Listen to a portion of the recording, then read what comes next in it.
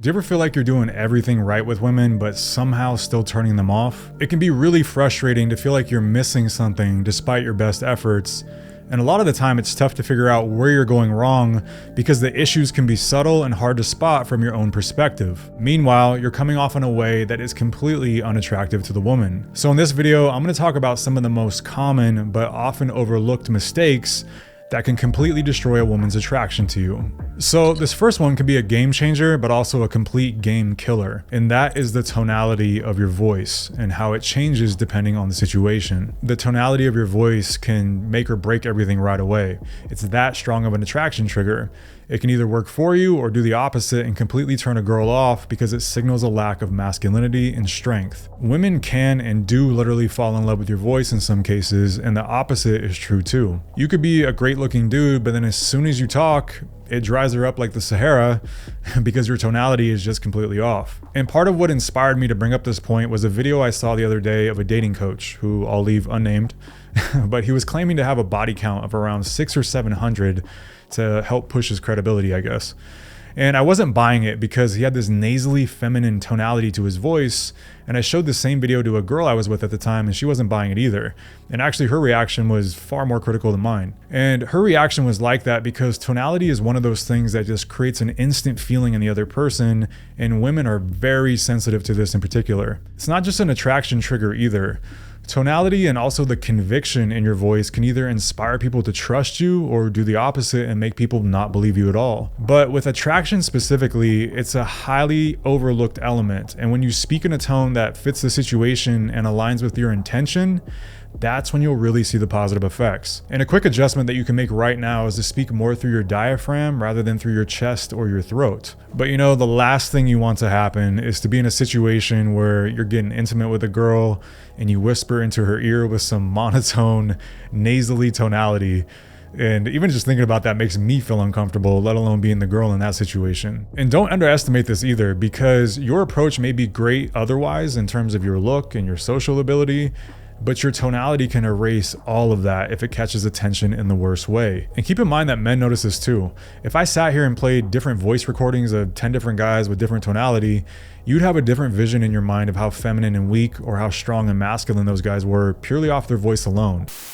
So real quick, I wanted to add a tonality example to go along with this. As a basic overview, there are three main types of tonality: rapport seeking, neutral, and rapport breaking. Rapport seeking tonality is typically used by someone when they're looking for approval or trying not to offend. The person's pitch will tend to rise at the end of sentences, which can come off more eager, or it can even sound like they're asking a question. This can come off lower value because typically someone in a lower position will be seeking approval. So as an example, it would sound something like this: "Hey, are you free on Friday?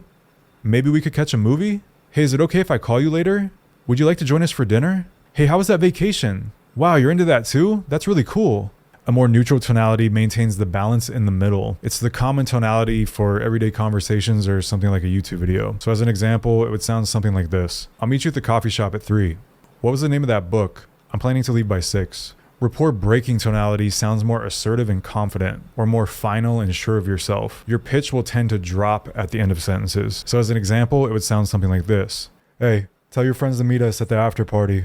Be at my place by 7. Hey, let's head out and go to that bar down the street." It's not about having an ultra dominant, deep voice or trying to get loud all the time. Instead, focus on having a stronger, assertive tone overall. In general, aim for a more neutral or downward tonality more often than not. And just so you can hear it again, here's the difference between rapport seeking and rapport breaking. "Hey, are you free on Friday? Maybe we could catch a movie? Wow, you're into that too? That's really cool. Hey, tell your friends to meet us at the after party. Be at my place by 7. And this is easily one of those top 10 mistakes that I see guys overlooking on a regular basis. And another mistake is that most guys aren't taking care of their skin properly, which is why I'm excited to have Tiege Hanley as the sponsor of today's video. Tiege Hanley is great because they simplify the process of taking care of your skin. They provide you with all the products you need and nothing that you don't. There's no fluff or nonsense, just the essentials to keep your skin feeling clean and with that healthy glow to it. And one thing I've really noticed lately is that exfoliating a couple times a week with the scrub gives your skin a nice, soft, renewed look to it. And I already know that most of you guys aren't exfoliating even once a month, let alone once or twice a week. So to get in the swing of things, I recommend you start with their level 1 system, which comes with all the basics: a daily face wash, an exfoliating scrub, an AM moisturizer with SPF 20, and a PM moisturizer. To make things even easier, they provide you with a step-by-step instruction card in every box that tells you when to use each product, how much to use, and in what order. And once you use it a few times, the process just becomes automatic. Skincare is one of those things that I definitely put off for far too long, like a lot of guys, and I wish I would have started sooner. But hey, you don't have to take my word for it, because Tiege Hanley has over 10,000 5-star reviews from customers around the globe.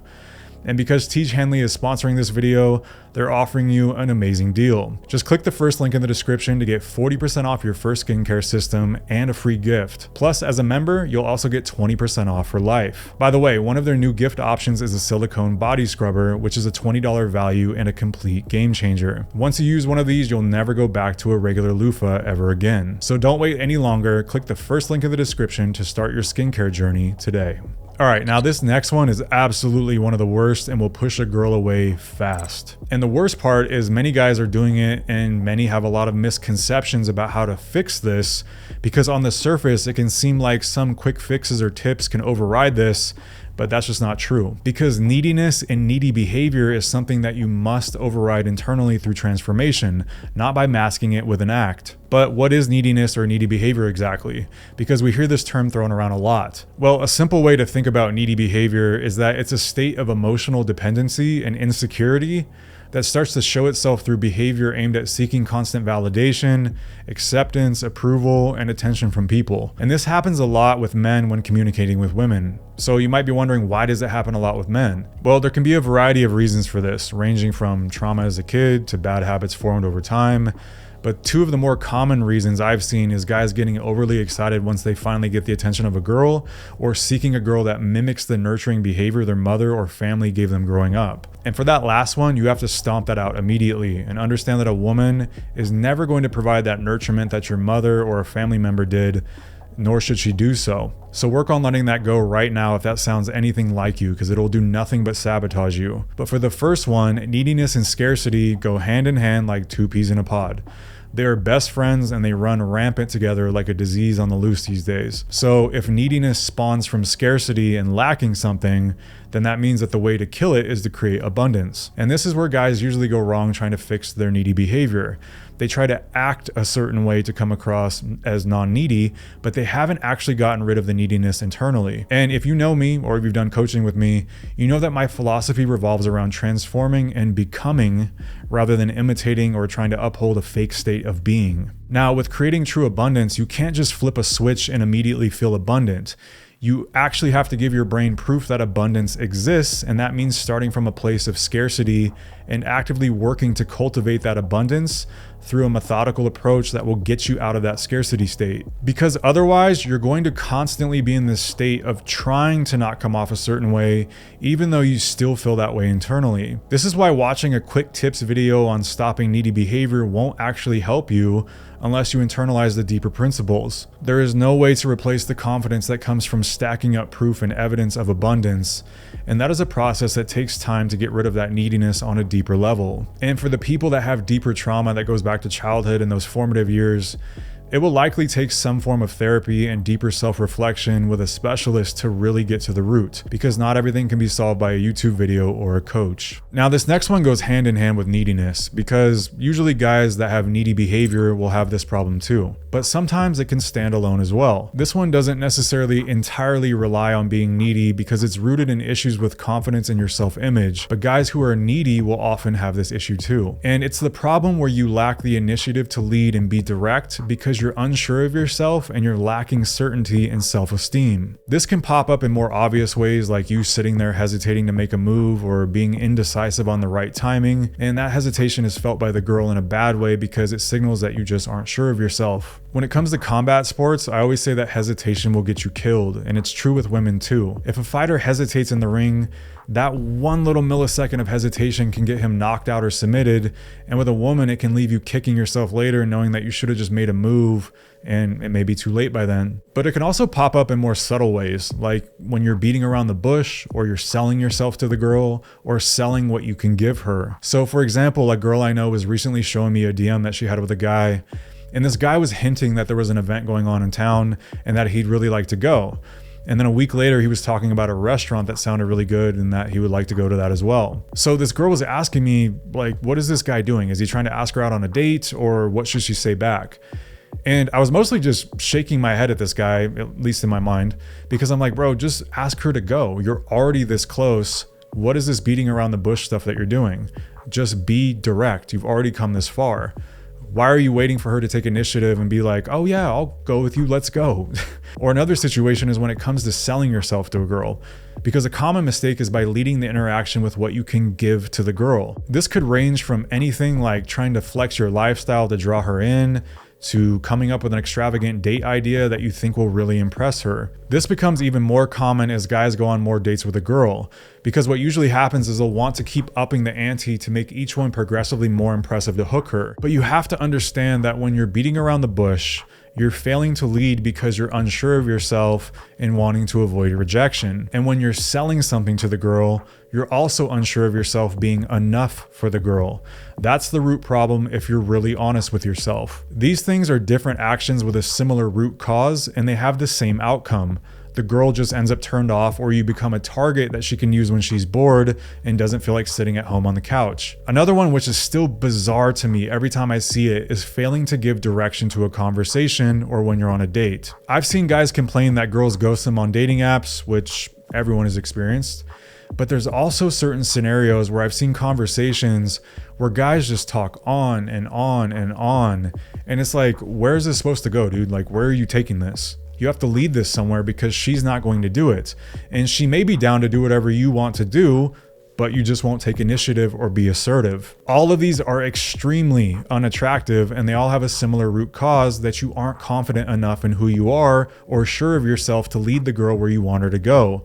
Or you're afraid that she will reject you because you're just not enough on your own. You may not be needy on the surface, but your actions are projecting that this girl is higher value than you are, and that you have to win her over in order to be accepted by her, instead of realizing that's not what she wants in a man, and you're actually setting yourself up for a bad relationship dynamic as time goes on, because you started off from a position of lacking leadership and trying to gain acceptance. And moving along to number 4, this is one the introverts in the crowd may be dealing with, and this has only gotten worse for a lot of people since we were all locked down a few years ago. This one can manifest in a variety of ways too, because it culminates in the same problematic outcome. And that is the problem of having an antisocial personality or an antisocial vibe to you overall. And sometimes you may be giving off this vibe and not even realize it. A really big mistake I see with guys that I talk to on calls is having this mentality that you're going to be antisocial 6 out of 7 days of the week, and then go out on the 7th day and magically become social and good at approaching women. But it doesn't work like that. Having a good social vibe to you is a skill. It's not a state that you just suddenly engage. It's a learned habit and skill set if it doesn't come naturally to you. An antisocial vibe can manifest in a lot of ways too. You might be someone who is just really judgmental of other people,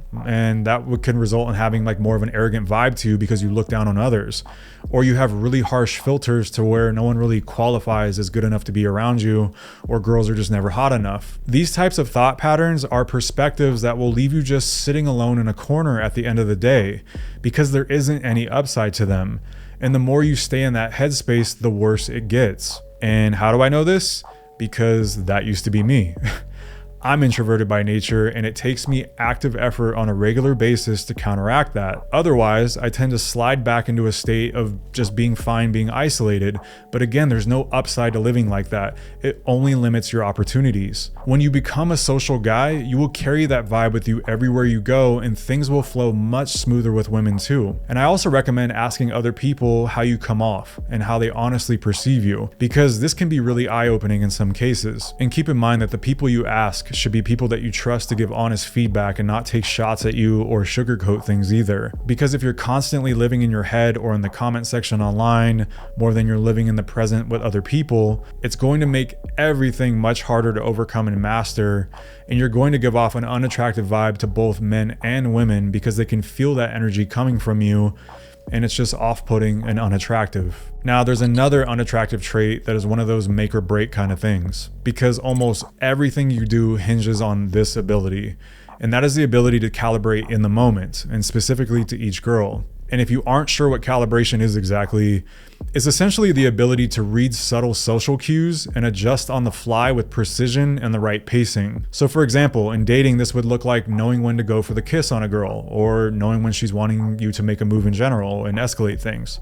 or knowing when you're saying too much in text, which is another common issue. Sometimes I see guys take information that they learn and they just randomly spray it like a machine gun at every scenario and every girl they interact with. It becomes this thing where it's like a one-size-fits-all template for them in a way. And this would be like learning how to throw a punch combination in boxing and then just spamming it at everyone you spar or fight with, regardless of what the opponent is throwing your way. Now, obviously that sounds like a horrendous way to try and win a fight.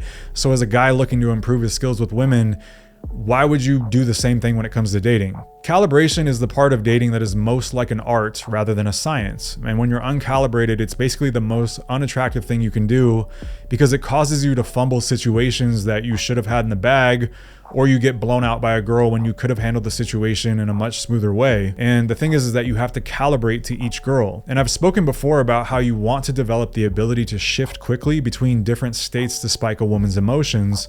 And that is only possible through sharpening your calibration through repetition. It's the skill that takes you to a much higher level when you get a good feeling for it. And it's also something that will constantly be in refinement, because no one ever makes the right moves 100% of the time.